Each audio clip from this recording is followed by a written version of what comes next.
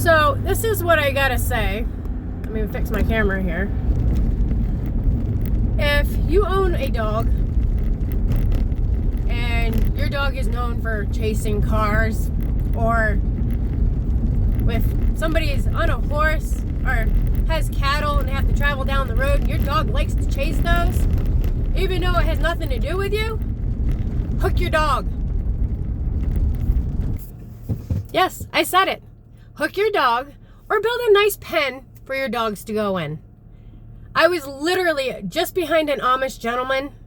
It was him, his dog, and his horse carrying the cart that he was sitting in. I'm trying not to swear. I'm up here right now. Literally, we crested this little hill. I waited, because I wanted to make sure he knew I was behind him. So I gave him and his buggy space. And as we crested this little hill, out blasts a dog. And this wasn't a little dog. It looked like it was half lab, half shepherd. Pretty good size. Hair standing up, foaming at the mouth, like drooling. And he blasted right out his driveway.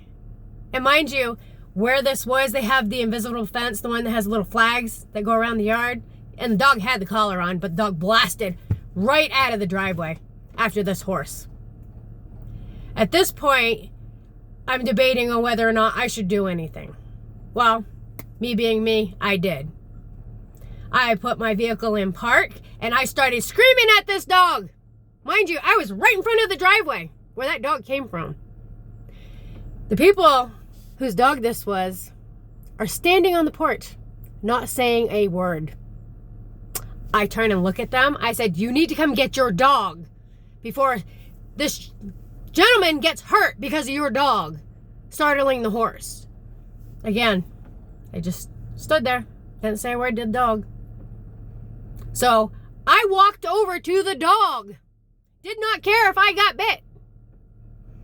And I looked at it and I kept going, get.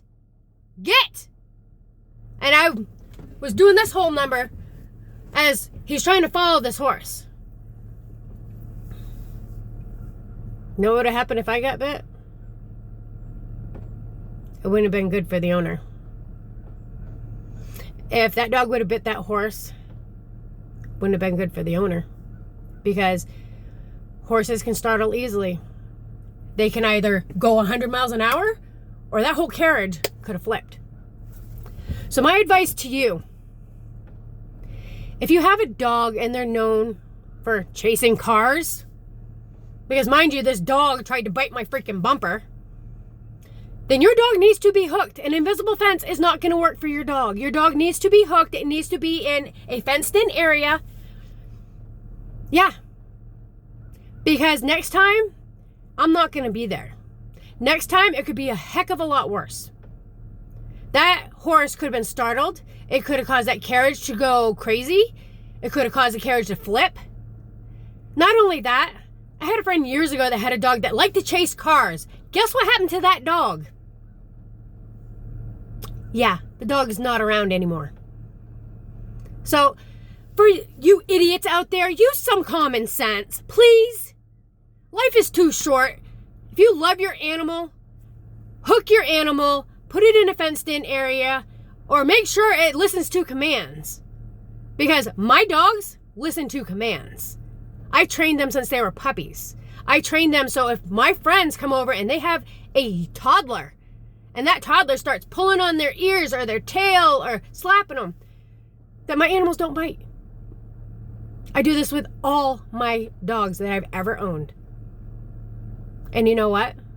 My dogs are the most lovable, most amazing creatures that you'll ever meet. So, use common sense.